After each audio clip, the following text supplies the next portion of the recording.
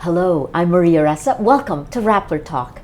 Philippine-Australian diplomatic relations has a long legacy of cooperation, but it really spiked with this guy that you're going to meet next. In November, Philippine President Aquino and Australian Prime Minister Malcolm Turnbull signed the joint declaration. Well, they witnessed the signing of the joint declaration of Philippines-Australia Comprehensive Partnership. This May, we're celebrating 70 years of strategic cooperation that began in 1946. What does this mean for both countries? How does this ramp up the fight against terrorism, security in Southeast Asia as we're moving into the ASEAN community? Joining us today is Australian Ambassador to the Philippines, Bill Tweddell. It is good to have you here with us. Thank you very much, Maria. Bill, I hope you don't mind me calling you Bill. No, please do, please do. It's a season of endings and beginnings for you. Very much. 4 years in the Philippines, and we're about to hit the 70 years of Philippine-Australian partnership. What's going through your mind? Oh, a lot. After 4 years here, I'm drawing to a close a wonderful posting. After 4 years here, I'm also drawing to a close a 40-year career in the diplomatic service. I'll be retiring from the Foreign Service on the 12th of February. And as of the 26th of March, I'm very honoured to say, I've been chosen as the next Chancellor of my old university. So there's quite some symmetry in going back to be the Chancellor of the university where so much of this started. I was recruited into the Foreign Service from there. I met and fell in love with and married my wife in those days as well. If those coincidences aren't enough, the day we leave on the 6th of January will also be Chris's and my 43rd wedding anniversary. So it is a season of endings and beginnings, but there's a lot to be said about this relationship. The comprehensive partnership, agreed at the end of agreed in November between the Prime Minister and the President, I think brings together just the breadth of this relationship and where both sides want to take it into the future. And I think the thing about the 70th anniversary to remember too is that that's the 70th anniversary of the time when we opened a consulate general in the old Manila Hotel. And so we've gone so far since then, but also the relationship goes so much further back than that.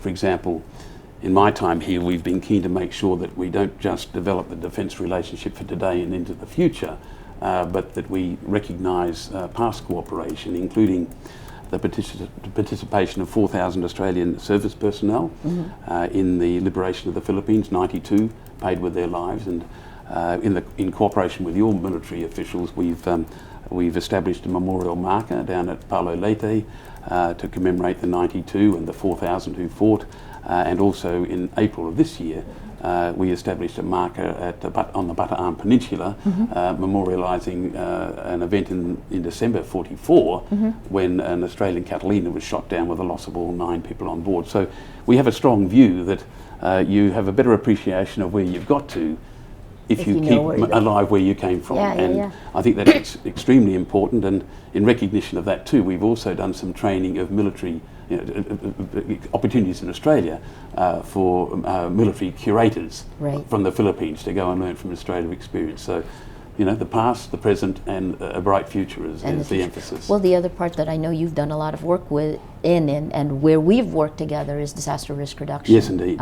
Tell us that. I mean, you were here before Yolanda or Typhoon Haiyan, and then Australia has done a lot here. We worked together, by the way, on Project Agos. But please tell us, I've seen you at the forefront of a lot of these things. Yeah, look, I think the important thing there is a twofold thing. I think as a friend, we should be there. We're in the neighbourhood. We also suffer from disasters, and we've learned a lot from it. Some of those are different. We're more likely to have bushfires and so forth. But the point is that there are some lessons that we've learnt. And I think that disaster risk reduction, climate change abatement and so forth will always be in some way at the centre of our development cooperation with the Philippines. And what we're keen to do is not just be there at the time of cataclysm, but also for the long haul. You've mentioned Argos, which we're very happy to cooperate with you on. Well, thank you for helping us get it off the ground. We did it with the Australian government's help. That was great. But I think we're there for the emergencies, and we're there for the longer haul. I think that's the genius of this arrangement. Yes. I think when I look back over my 4 years, I think that Yolanda will always loom very large in my thinking, partly because I was very pleased that our new government reacted very well and very favourably to our message, which was we go big, we go quick, and we go with military backup, so that we have enablers as well. And that meant, in total, we don't really know how to count our defence cooperation, depends where you start, but all up, the emergency reaction, including defence, would have been something like 100 million. Right. I say that not to gain any credit, but because it was big, and it was quick, and it ran the gamut of different sectors, from direct on the ground to technology help, right? I mean, and I think, yes, and one of the things, you're right, Maria, and I think one of the things we probably got right in retrospect was also get the medical help in quickly. Right. The field hospitals on the ground in Tacloban to help out there. And then it takes time, of course. We got the aircraft in quickly, but it took greater time to get the HMAS to Brook up there with its helicopter and its landing craft and so forth. So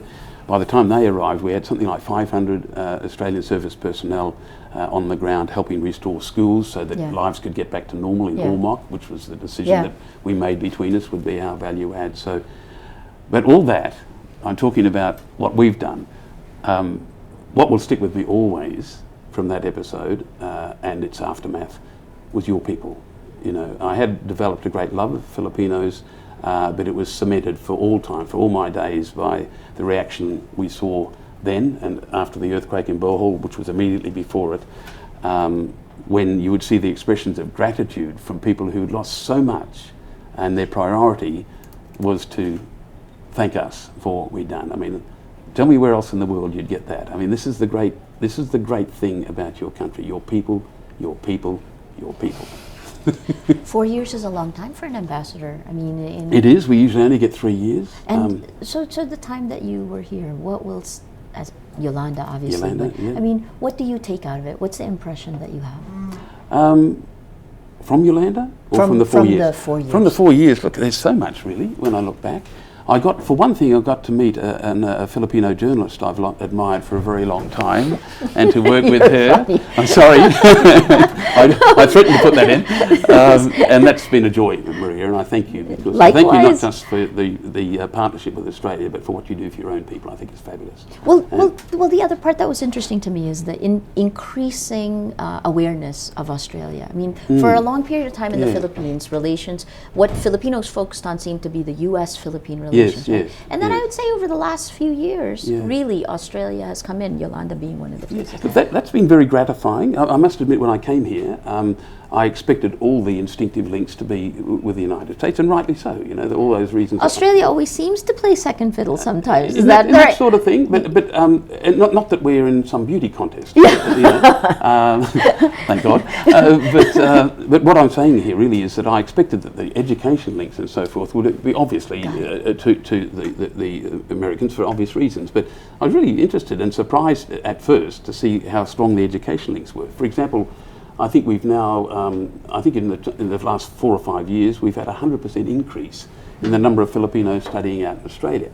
Right. We've had a big increase in the number of cooperative arrangements between educational institutions here and in the Philippines and in Australia. So we've had, I think we've now got about 30 of those tie-ups with educational institutions. It's obviously something I'll be looking at a lot fantastic. where I'm going, and that's a big growth. And the other thing which is great is it's going both ways now. So this year, after a pilot in 2015, in 2016, we're likely to have something like 100 Australians over here studying, doing internships and so forth in the Philippines. Now imagine, foundation. you know, half a century ago when I was a student, if that opportunity to be around, how marvellous, you know, because you're actually living this relationship with Asia and the region. So that I think is fantastic. You know, that I think is a great development. And this partnership thing is going on everywhere. Now, in defence, I think I was telling you off air, in defence, one of the great things, which I won't be around for, but which is happening next month, is we're now going to be sending instructors both ways. Great. You know, so an Aussie military guy will be sitting down learning about peacekeeping and other issues from a Filipino trainer. How good's that? You know, that's exactly how it should be. When I arrived, we had the tripartite exercise, Balakatan. I think we had 3 Australian observers. This we had 85 participants, and I understand it may be 140 next year. So that's another area where we're growing.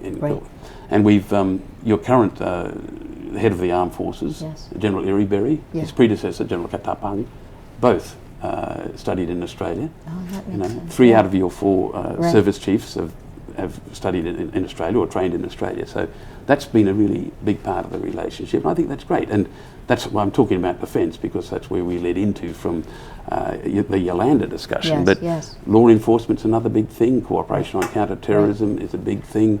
Actually, all let's sorts go. of areas. Can we go to the Yeah, counterterrorism part? I mean, the year you came in was the year that an Australian was kidnapped for ransom. Yes. The month before I arrived, Mr. Rodwell was taken. Yes, that Malcolm Rodwell. Is that Warren Rodwell. Yes.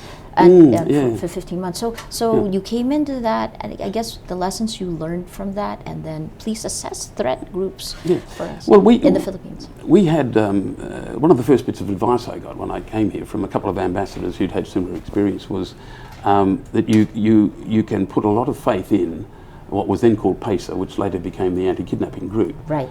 And we worked very closely with them, with the AFP, AFP, Armed Forces of the Philippines, and PNP, and that cooperation led, thank heavens, to a peaceful and happy outcome after 15 months of captivity. I can't praise enough the quality of the cooperation and the work that we got from the Filipino side in that.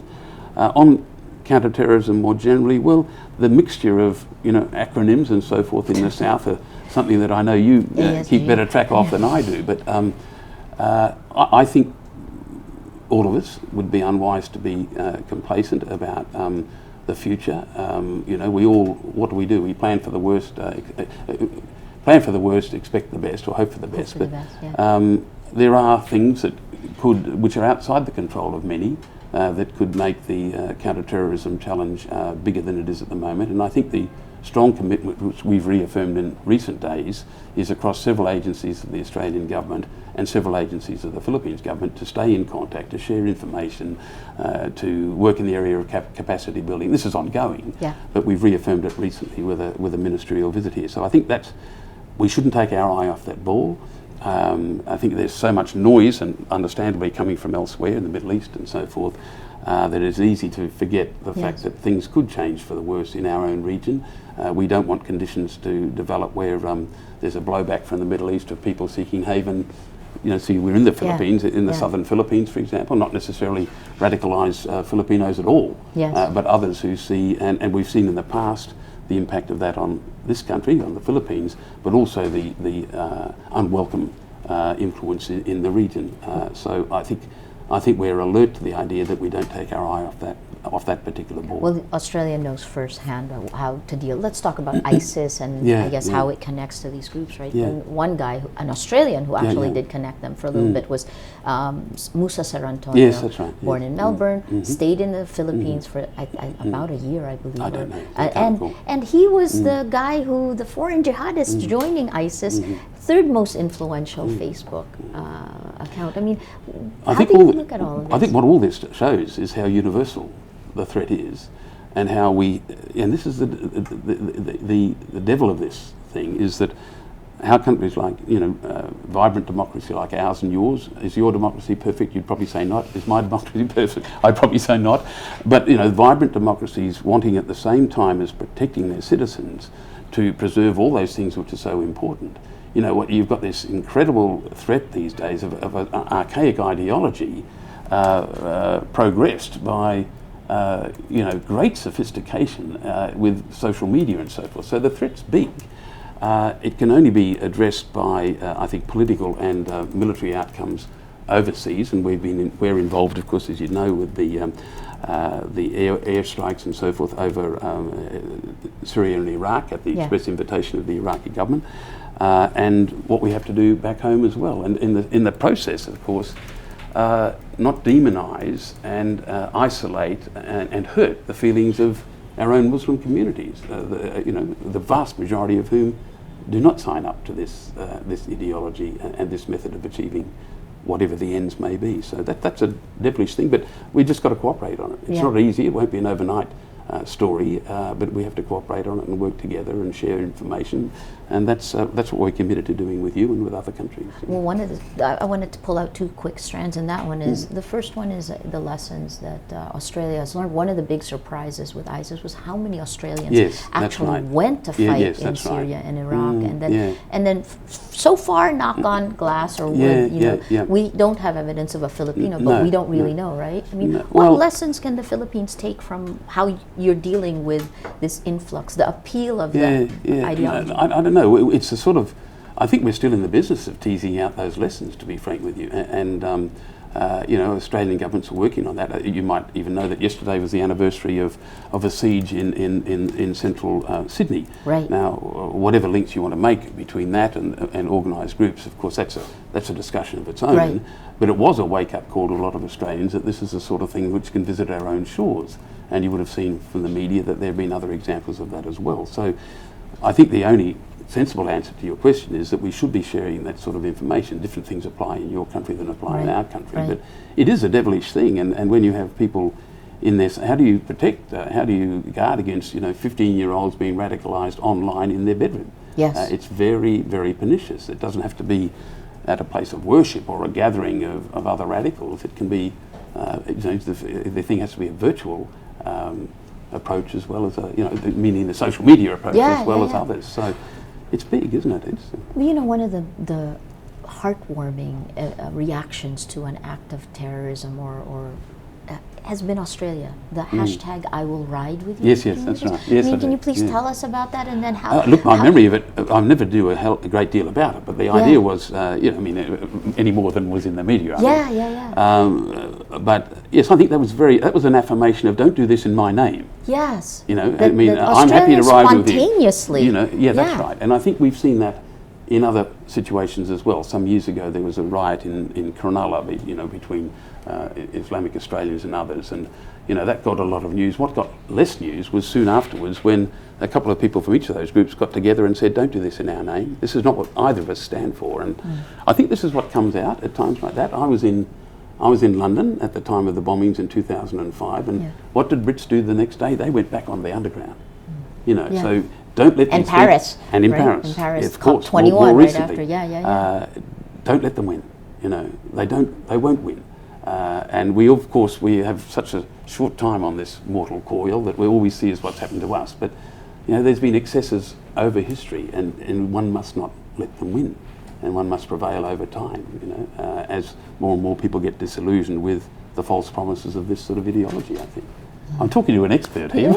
No, but it's policy and public and the public, what the public knowledge is, right? And for me, I love celebrating these instances when the public spontaneously finds this strength to not demonize. I totally agree. Yeah? I totally agree. I mean, where do you stop with demonization? I have Islamic colleagues in my embassy. Would you ever dream of isolating them because of something that's done in the name of their religion? Right. I mean, would I have been happy for people to demonise Protestants? I'm a Protestant because of what's going on in Northern Ireland. Absolutely not. Right. It's I know analogies are pretty flawed, but no, it's just not on. It's not the way plural societies like ours, societies that believe in values, and we do have very similar values. It's not the way we should be behaving, and won't. Well, moving to Paris and COP21, that was the global community coming together. Yes. We're still going to get together in Paris, even if this happened, right? Yeah, So let's move it was terrific, wasn't it? It was wonderful. Let's move to the agreement. What did you think of this? Australia's been very pleased at how it came out. I think in terms of what we know here, we're still unpicking all the detail of that. And no doubt going forward, it'll be part of our role as an embassy will be to be having discussions with the Philippines agencies about this and comparing notes, and that will be something that we come into in the next coming months. Not with me, I'm afraid, with my very capable successor Amanda Gawley. She'll be leading that business. But no, I think our starting point is that we are very, very happy with where it's got to. A lot of Australian energy and elbow grease went into it as well, not just Australians, many others as well. So I think our starting point is very pleased. I've only had the briefest of discussions with your Foreign Secretary about it, and we said farewell to him the other day. But I think all of us feel upbeat. Thank God we got to where we got to in Paris. Now let's work on it and make it work in all our interests. It's only the beginning, and that's it's a beginning, but yeah. That's right. It's a hard one. Staging point to more to more cooperation and more activity, individual nations. So I interrupted you when I asked the earlier question about what you'll take out of the 4 years here. Because you embarrassed me. No, but what will you take out of the 4 years? Look, the big ticket items, the overwhelming thing is things like your people, right? And that will be the stuff that'll live in my heart forever. But in terms of identifiable way stations along this, in 2012, when we finalised the status of visiting forces agreement, that was a big moment. We were doing, and we would have continued to do, a lot in the defence space. That was important, but it had been languishing since 2007, and finally the administration and those supporting it here got it through the Senate. It took effect in 2012, and what that's enabled us to do is all sorts of streamlined cooperation. Deployment of people into the Philippines after Yolanda, the obvious first example of that, was facilitated by that. The stepping up that we've discussed earlier in exercises here and so forth, that is facilitated by that. It's also, and this is important in the world of diplomacy, it's a way station, it's a big ticket item, which affirms the importance of a relationship, like the comprehensive partnership. Now, we've got to put flesh on the bones of that with a plan of action, but it's saying this is what we're committed to. We matter to each other, and this is what we want to do, and that was that in that measure.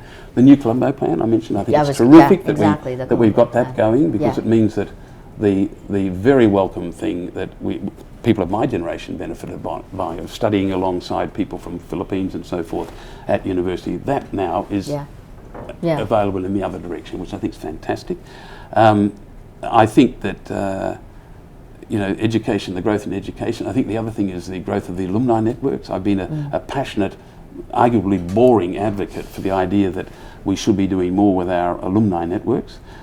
We've given more life through the government to two very good organisations here, the Philippine Australia Defence Scholars Association and PA3I, which is basically Australian Scholars, Philippines Australia Alumni Association Incorporated. More energy there, and also we're trying to bring in more the increasing number of self-funded students to Australia.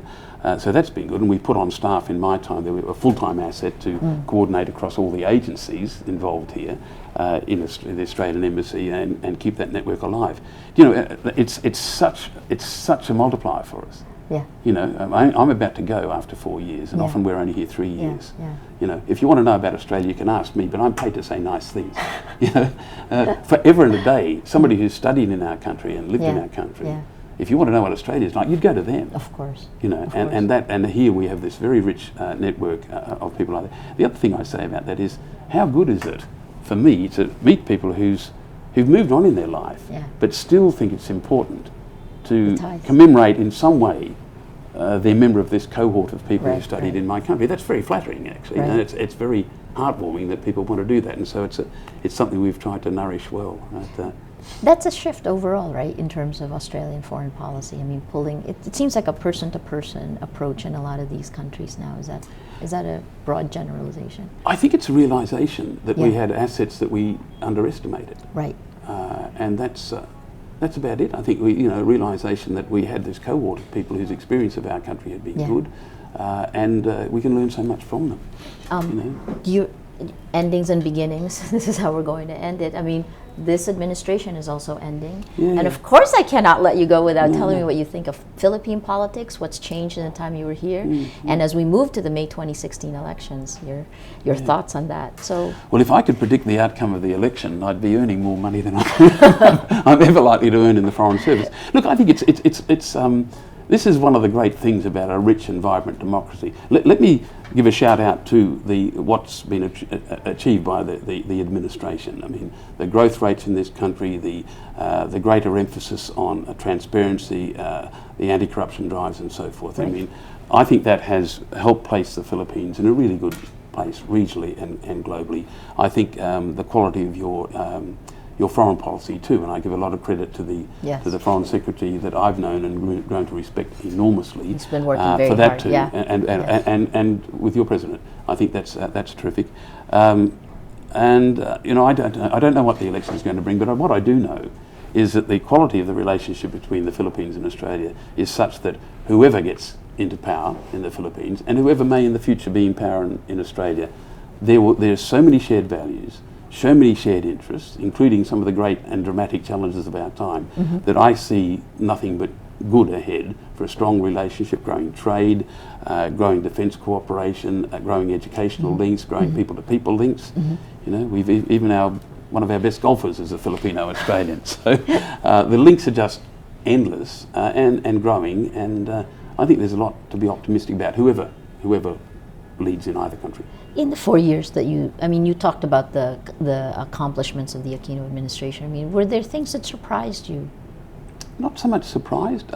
I think the story was becoming well known to Australians, to be honest. Okay. It's an interesting relationship. As we were discussing off air, I think many of us in Australia, many Filipinos sort of have the sense that they sort of know the other country, but it's not necessarily front of mind, it's middle of mind or something like that. But when the chips are down, it's interesting where that's positioned. I felt this fairly strongly around about the time of Yolanda. Yeah. And I remember driving around Ormoc with the foreign minister Julie in Bishop. December 2013 and turning to her in this bouncy little Jeep and asking her, what's the feeling back in Australia? Because as an ambassador, you sort of sense what's going on in your own country, but don't really know. And she turned to me with great emphasis and said, very strong. What's coming through very strong through the offices of Australian members of Parliament and senators and so forth is, this is the Philippines, we must help. And I think that's interesting. I think that's interesting that when the chips are down, we matter to each other. And I think it goes both ways. I think that I've been really stunned and surprised and very heartened by the number of Filipinos I've met who do look to Australia for things. You know, education's one, growing enormously. And in other things as well, you know, people who go out to Australia for the Australian Open tennis, or you know, or take their holidays in Australia. I think it's good, and those people-to-people links, of course, are going to be what underpins so much else. Right. Because in a democracy, if that's vibrant, the politics will necessarily have to happen anyway. So it's bottom up as well as top down. Yeah. The other thing that's happened in the 4 years is technology and social media. I mean, how is this? You are active on social media at OSAM. Thank you, PH, thank you. Right. And we also, yes, that's true, and we've tried to make sure that we do that. A lot of that, in fact, the tweeting, in fact, grew out of the imperatives of the response to Typhoon Yolanda, communicating about what's going on and so forth. Because at any time of cataclysm here, we have a hierarchy of three very important imperatives if you're the ambassador or the embassy. You know, the welfare of your own staff and families, of course, that's very high, depending on where they are. Of course, your citizens, wherever they may be, and there's like so many citizens here, and of course then, and these are in parallel, they're not hierarchy. Then of course the helping your host country in ways that you can help out. So those are the... This is my last question on 2016 really is the mood, the zeitgeist of Filipinos as we move into 2016. The rise of a candidate like Mayor Rudy Duterte. Yeah, it's interesting, isn't it? Level of it's perhaps a sense of frustration. I mean, I'd love your thoughts on this. Yeah, I don't know. It's I think this is all good, vibrant, democratic intercourse in the country. You know, I think it's one of the things that's great in countries like ours, and we have. I can't think of something, you know, completely analogous to that, but these trends happen every now and then. We've had them over the years as well, and you know, I think this is a people speak. People speak, and where we are in May, of course, may be quite different from where we are now. But if in the process there is a vibrant debate in my country, if we have an election next year too, or in your country, a vibrant debate about what really matters to us as individual Australians, us as individual Filipinos, and if ultimately there's a democratic response to that, that's what it's all about, you know. I mean, it's democracy can be untidy, but it's a hell of a lot better than any of the alternatives that I've known about or lived in, and that's we both have that. Into elections, the best and worst case scenario you see happening for the election? Yes. Oh golly, I don't see worst case scenarios happening. I mean, I think that there are issues for the Philippines that we're all concerned about. You know the one. I mean, we're all those of us who care about and love the Philippines want, of course, for there to be long-term solutions to the problems of the peace process, and we've been supportive of that. Yeah. So that's one thing that, of course, people will be watching in hope and in you know, that there will be ultimately a solution there. That's clearly one of the things. And the education reforms that we've been very keen to be supportive of. We've been keen on, you know, K to 12, for example. We put a lot of our support behind that. But Mindanao has been a big thing for us. Because it's what your country has wanted, your governments have wanted. Yes. I think we put about 153 million Australian dollars into that since 2005, so that's across several administrations. And so that will remain, I think, an Australian priority, to be supportive of the noble quest, as it were, for peace in the Philippines, because of what it means for this country, which is a country that matters to us, and because of what it means for our region. What happens if BBL doesn't pass?